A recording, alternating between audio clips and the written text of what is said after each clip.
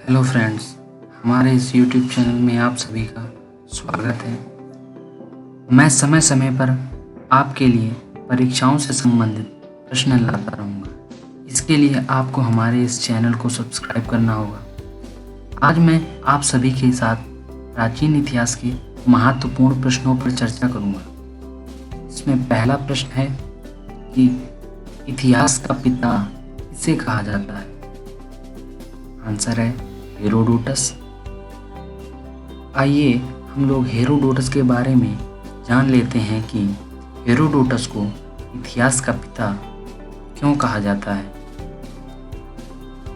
Herodotus को इतिहास का पिता इस वजह से कहा जाता है क्योंकि इन्होंने हिस्टोरिया नामक एक पुस्तक लिखी जिसे इन्होंने ग्रीक भाषा में लिखा। हेरोडोटस यूनान के रहने वाले थे।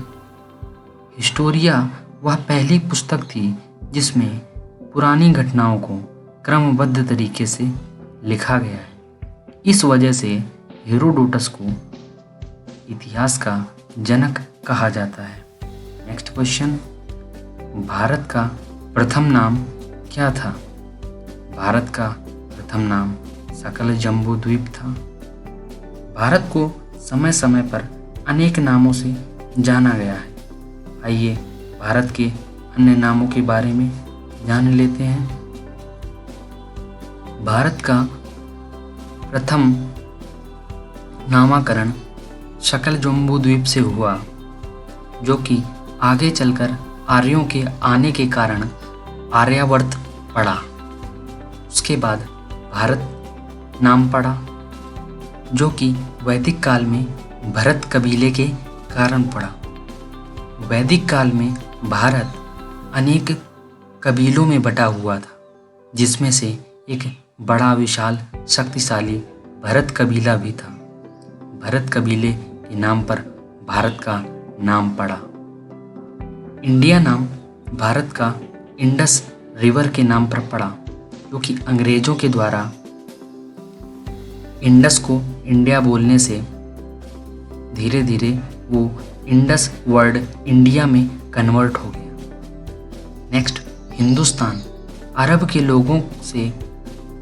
के लोग शाह शब्द को हा कहते हैं। इस वजह से सिंधुस्तान बदलकर समयपुरांत हिंदुस्तान हो गया।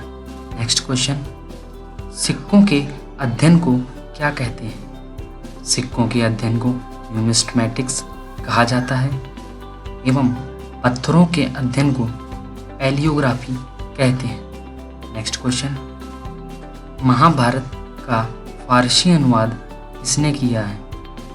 महाभारत का फारसी अनुवाद दारा शिकोह ने किया है। दारा शिकोह एक अत्यंत विद्वान व्यक्ति था।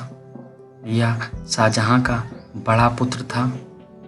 इसने महाभारत को रज्म नामे के नाम से लिखा है। महाभारत को वेदव्यास द्वारा रचा गया है। यह संस्कृत में लिखित है। महाभारत में कुल 1,00,000 श्लोक हैं, जिन्हें कुल 18 पर्वों में रखा गया है। महाभारत का वास्तविक नाम जय संहिता था। इसमें 8,800 श्लोक शामिल थे।